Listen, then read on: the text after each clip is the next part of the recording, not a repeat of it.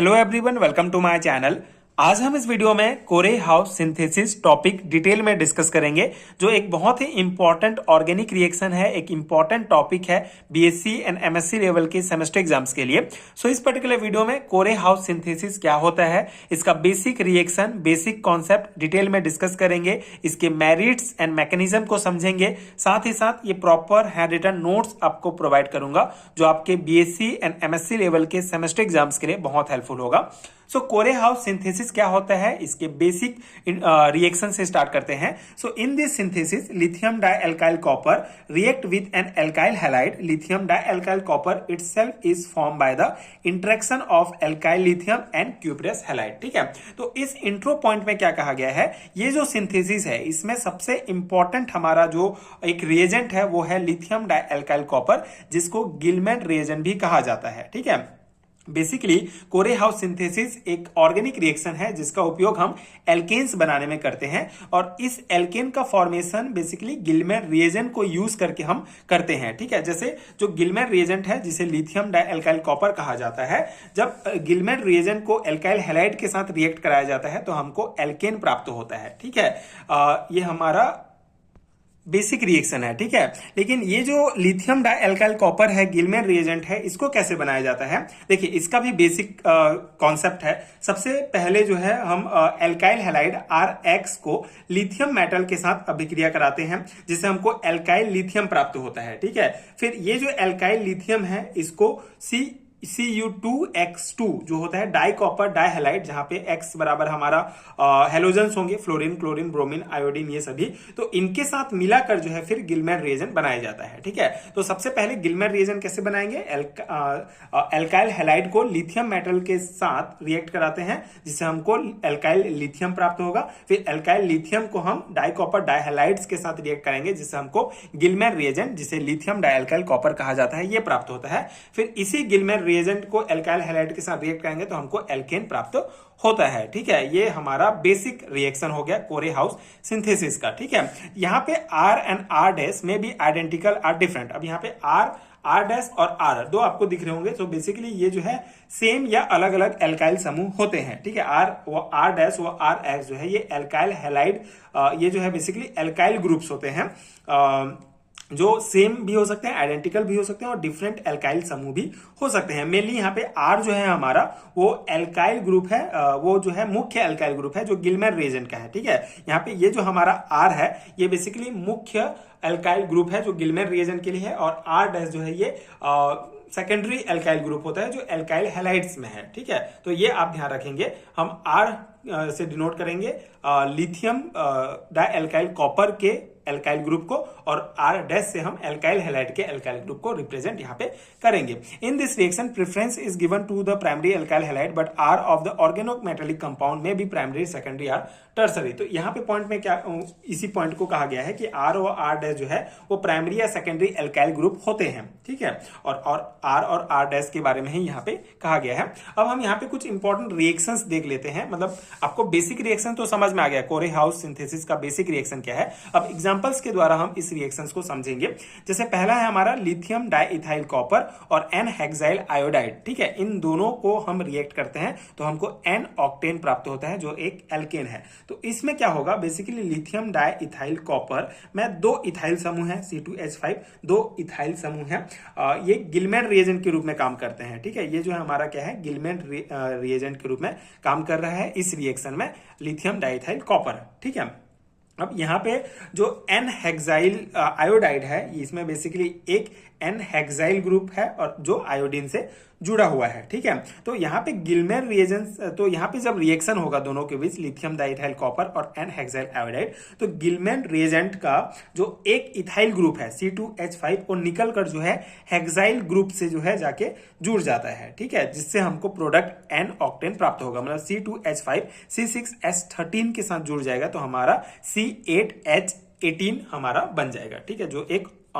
Octane है, ठीक है। और इसके साथ ये हमारा मेन प्रोडक्ट है, और बाय प्रोडक्ट भी हमको प्राप्त होगा, जैसे ये हमारा इथाइल कॉपर और लिथियम आयोडाइड, ये हमारा बाय प्रोडक्ट प्राप्त होगा, ठीक है। तो यही जो है हमारा कोरेहाउस सिंथेसिस का ये एग्जांपल्स में आप लिख सकते हैं, बेसिक रिएक्शन है, ठीक है। इसमें हम एग्जांपल्स के द्वारा इस कोरेहाउस सिंथेसिस को हमने समझा कि किस प्रकार से गिलमेर रिएजेंट एल्काइल हैलाइड्स के साथ रिएक्ट करके एन ऑक्टेन प्राप्त होता है, मतलब एक एल्केन हमको इससे प्राप्त होगा, ठीक है। ये पहला रिएक्शन हो गया हमारा।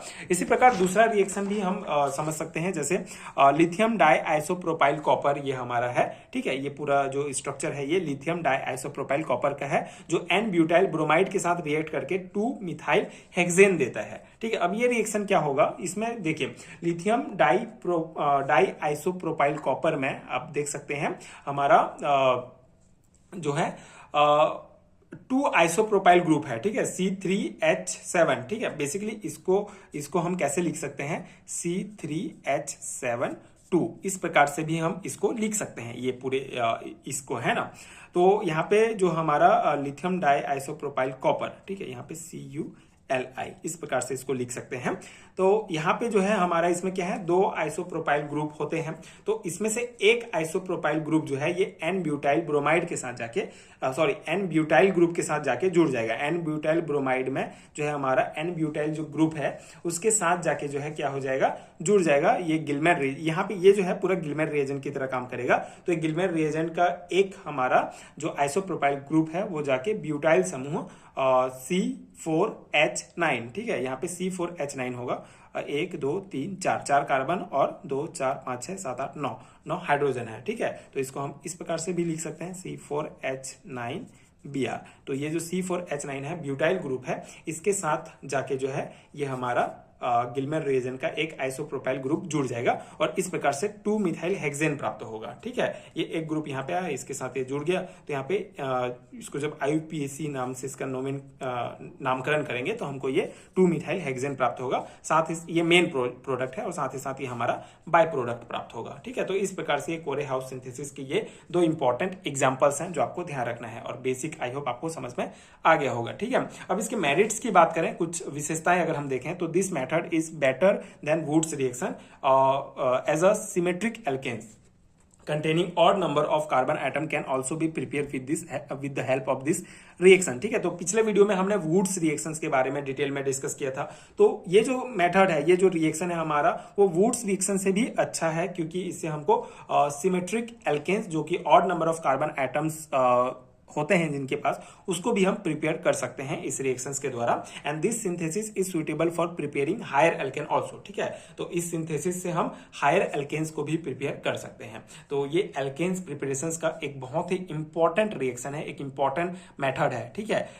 वुड्स रिएक्शन से भी बेटर है, क्योंकि इससे हमको सिमेट्रिक एल्केन्स जो ज्यादा number of carbon, odd number of carbon contain करते हैं, उसको भी हम प्रिपेयर कर सकते हैं। तो ये 2 इसके मेरिट्स आपको ध्यान रखना होगा।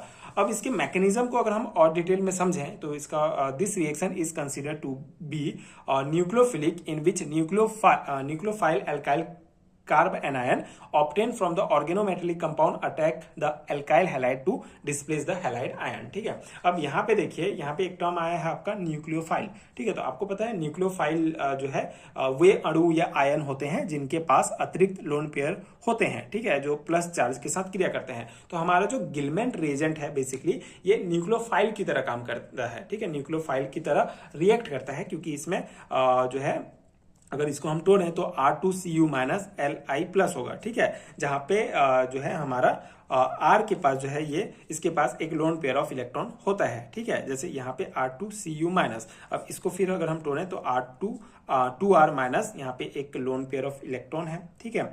बेसिकली जब एंड यहाँ पे कॉपर प्लस है, तो ये मेन रिएक्शन ये आपको यहाँ पे समझना है। बेसिकली जब कोई न्यूक्लियोफाइल किसी एल्काइल हैलाइड के साथ प्रतिक्रिया करता है तो हेलोजन को जो है, हेलोजन को हटाकर उसकी जगह ले लेता है, ठीक है। इसे न्यूक्लियोफिलिक सब्स्टिट्यूशन रिएक्शन कहा जाता है। मेन यहाँ पे क्या हो रहा है, ये हमारा न्यूक्लियोफाइल है जिसके पास एक lone pair of electron present है, ठीक है। यहाँ पे माइनस आयन है हमारा, इसके पास एक lone pair of electron present है। तो ये लोन पेयर ऑफ इलेक्ट्रॉन जो है इस R के साथ जाएगा एल्काइल हैलाइड के पास, उसके बाद फिर ये जो है हेलोजेंस की तरफ मूव करेगा, ठीक है। ये lone pair of electron halogen के पास गया, जिसके कारण ये जो R डैश है हमारा एल्काइल हैलाइड का जो R है, इसमें पॉजिटिव चार्ज आ जाएगा और इसमें जो है नेगेटिव चार्ज आ जाएगा, ठीक है। फिर ये R माइनस और R प्लस जो है आपस में रिएक्ट करके हायर एल्केन बना लेंगे और ये हमारा जो हेलोजन है वो हैलाइड आयन जो है वो अलग हो जाएगा, जिसके पास ये लोन पेयर ऑफ इलेक्ट्रॉन आ जाएगा। तो इस प्रकार से जो हमारा गिलमैन रिएजेंट है वो जो है एज अ न्यूक्लियोफाइल रिएक्ट करता है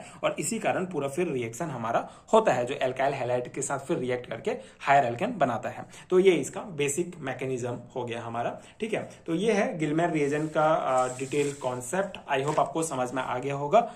इंपॉर्टेंट है आपके सेमेस्टर एग्जाम्स के लिए, तो आप इसको एज इट इज अपने एग्जाम्स में लिख सकते हैं। एंड अगर आपको हैरिटन नोट्स है ये पीडीएफ फॉर्म में, तो नीचे डिस्क्रिप्शन बॉक्स में आपको पीडीएफ स्टोर का लिंक मिलेगा।